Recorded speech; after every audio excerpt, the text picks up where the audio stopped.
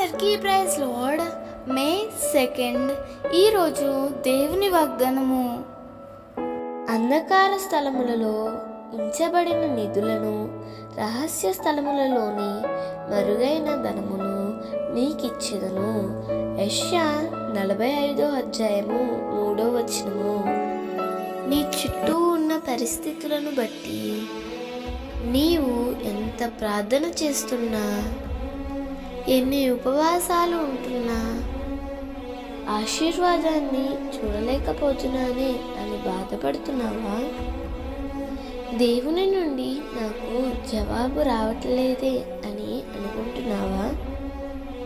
దేవుని వాక్యం ఇలా సెలవిస్తుంది: దేవుని ప్రేమించు వారి కొరకు దేవుడు ఏవి సిద్ధపరచునో అవి కంటికి కనబడవు, చెవికి వినబడవు, మనిషి హృదయమునకు గోచరము కావు.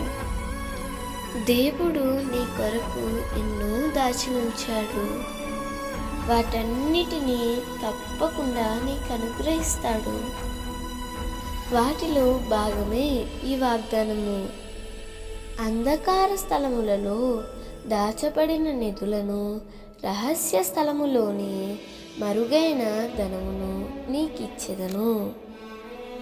దేవుడు ఈ వాగ్దానము నీ జీవితంలో నిశ్చయముగా నెరవేర్చునుగాక. ఆమేన్.